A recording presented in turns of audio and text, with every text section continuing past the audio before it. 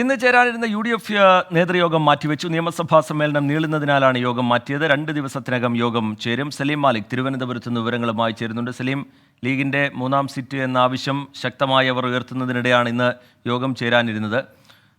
ഇന്നത്തെ യോഗം മാറ്റിയ പശ്ചാത്തലം, ഇനി യോഗം ഇന്ന് അത് സംബന്ധിച്ച് ലഭ്യമാകുന്ന വിവരങ്ങൾ എങ്ങനെ സലീം?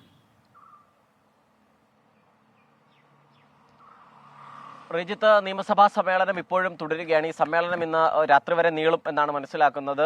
ഇതിന്റെ പശ്ചാത്തലത്തിലാണ് ഇന്നത്തെ UDF നേതൃയോഗം മാറ്റിയത്. പക്ഷേ ഉർവശി ശാപം ഉപകാരം എന്ന നിലയിൽ തന്നെയാണത്. കോൺഗ്രസിനെ സംബന്ധിച്ചിടത്തോളം, പ്രത്യേകിച്ച് UDF-നെ സംബന്ധിച്ചിടത്തോളം ഈ UDF യോഗം ഇന്ന് മാറ്റിവെക്കേണ്ടി വന്നത് എന്നുള്ള കാര്യത്തിൽ തർക്കമില്ല. കാരണം മുസ്ലിം ലീഗ് ഇന്നെങ്കിലും ഒരു അനുനയത്തിലേക്ക് എത്തുമെന്നും ആ സീറ്റ് ആവശ്യത്തിൽ നിന്ന് പുറകോട്ട് പോകുമെന്നും കോൺഗ്രസ് നേതൃത്വം ഉൾപ്പെടെ പ്രതീക്ഷിച്ചതാണ്. പക്ഷേ ഏറ്റവും ഒടുവിലും അവർ ആ നിലയിൽ തന്നെ അവരുടെ 3-ാം സീറ്റ് ആവശ്യത്തിൽ നിന്ന് ഒരു തരിമ്പും പിറകിലേക്ക് പോകാൻ താല്പര്യം പ്രകടിപ്പിക്കാത്തൊരു സാഹചര്യം ഉണ്ടായിരുന്നു. അതിന്റെ പശ്ചാത്തലത്തിൽ എങ്ങനെ ഇവരെ അനുനയിപ്പിക്കും, ഇന്ന് എങ്ങനെ ഈ സീറ്റ് വിഭജനം പൂർത്തിയാക്കി അതിൽ ഔദ്യോഗിക പ്രഖ്യാപനം നടത്തുമെന്നതൊരു വലിയ ആശയക്കുഴപ്പമായി തന്നെ UDF-നെ സംബന്ധിച്ചിടത്തോളം നിലനിന്നിരുന്നു.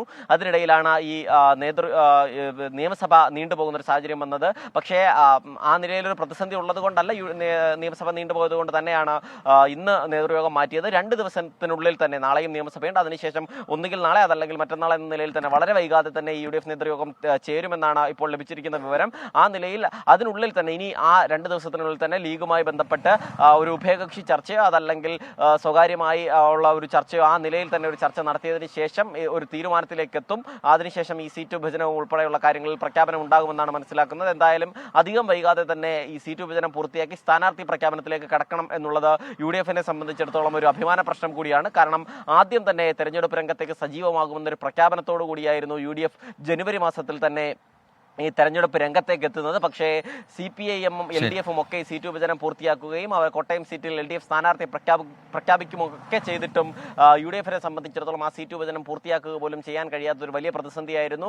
മുസ്ലിം ലീഗ് ഉയർത്തിയ 3-ാം സീറ്റ് ആവശ്യമായിരുന്നു അവരെ സംബന്ധിച്ചിടത്തോളം വലിയ പ്രതിരോധത്തിലേക്കാക്കിയത്. ഈ നിലയിൽ അതുകൊണ്ട് തന്നെ എത്രയും വേഗത്തിൽ തെരഞ്ഞെടുപ്പ് രംഗത്തേക്ക് സജീവമാകാൻ ഈ കാര്യങ്ങളും പ്രശ്നങ്ങളും എല്ലാം അവസാനിപ്പിക്കേണ്ടതുണ്ട് UDF-നെ സംബന്ധിച്ചിടത്തോളം. ആ നിലയിൽ സലീം മാലിക് തിരുവനന്തപുരത്ത് നിന്ന് വിവരങ്ങൾ നൽകുകയായിരുന്നു. ഇന്ന് ചേരാനിരുന്ന UDF യോഗം മാറ്റിയിരിക്കുകയാണ്. നിയമസഭാ സമ്മേളനം നീളുന്നതിനാലാണ് അത്തരത്തിലൊരു തീരുമാനത്തിലേക്ക് എത്തിയത്. ലീഗിന്റെ 3-ാം സീറ്റ് ആവശ്യമടക്കം ശക്തമായി ലീഗ് ഉന്നയിക്കുന്ന പശ്ചാത്തലത്തിൽ ഇന്ന് ചേരാനിരുന്ന UDF യോഗം അത് വളരെ പ്രധാനപ്പെട്ടതായിരുന്നു. സലീം മാലിക് വിവരങ്ങൾ നൽകുകയായിരുന്നു തിരുവനന്തപുരത്ത് നിന്ന്.